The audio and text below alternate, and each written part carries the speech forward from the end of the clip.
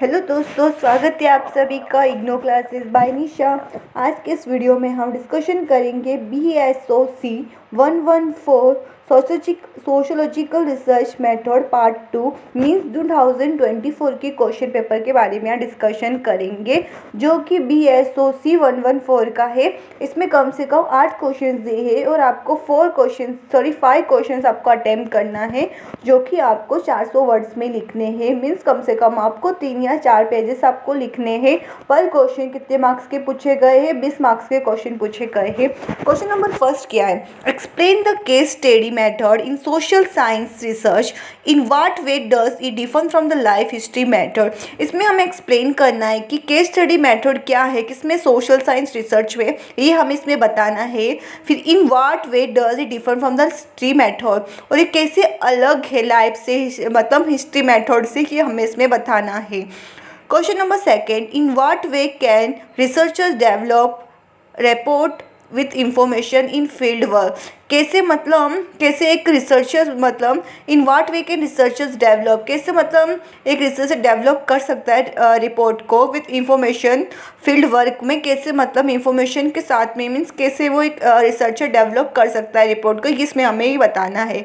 Question number third, explain different ways of recording data in field work. इसमें हमें first बताना है कि कैसे कितने टाइप्स के अलग अलग तरीके हैं रिकॉर्डिंग करने के डेटा को, किसमें फील्ड वर्क में, वो आपको स्टेप बाय स्टेप बताना है। जो भी अलग अलग डिफरेंट वेज है वो आपको एग्जाम्पल के साथ में आपको इसमें एक्सप्लेन करना है। Question number fourth, anonymity and confidentiality of research participated are central to ethical research practices। ये हमें इसमें क्या है डिस्कस करना है, किन किन के बारे में। anonymity and confidentiality of research participant क्या है, are central to ethical research practice, ethical research practice का ये हमें डिस्कस करना है। फर्स्ट आपको इसमें कॉन्सेप्ट आपको एक्सप्लेन करना है कि एनोनिमिटी एंड कॉन्फिडेंशियलिटी क्या होता है, ठीक है, ये दोनों के बारे में आपको बताना है। फिर दोनों के बारे में डिस्कस करना है। रिसर्च पार्टिसिपेंट्स क्या है, ये दोनों क्या है, रिसर्च पार्टिसिपेंट आर सेंट्रल है किसका एथिकल रिसर्च प्रैक्टिस का, ये हमें डिस्कस करना है। Question number 5, what is random sampling method, how is simple random sample selected. First हमें बताना है कि रैंडम सैम्पलिंग मेथड क्या है, आपको एग्जांपल के साथ में आपको एक्सप्लेन करना है। उसके बाद में बताना है how is simple random sample selected, कैसे एक सिंपल रैंडम को सैंपल को सिलेक्ट किया जाता है, वो आपको इसमें बताना है। कैसे एग्जाम्पल के साथ में आपको स्टेप बाय स्टेप आपको एक्सप्लेन करना है। अगर हो सके तो डायग्राम्स की डालने की आपको कोशिश करनी है। Question number 6, what do you understand by research problem? Outline the major steps in identification of research problem। First आपको बताना है कि रिसर्च प्रॉब्लम क्या है। फर्स्ट आपको इसको फर्स्ट पेज में विद एग्जांपल्स के साथ में रिसर्च प्रॉब्लम का कॉन्सेप्ट एक्सप्लेन करना है कि क्या आप समझे कि इससे रिसर्च प्रॉब्लम से, वो आपको बताना है।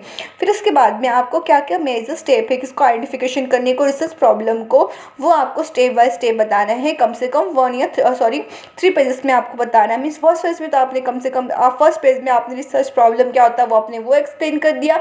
फिर सेकेंड और थर्ड में आपको कम से कम 13 पॉइंट्स इसके बारे में लिखना है कि क्या क्या स्टेप है आइडेंटिफिकेशन करने का रिसर्च प्रॉब्लम को, वो लिखना है।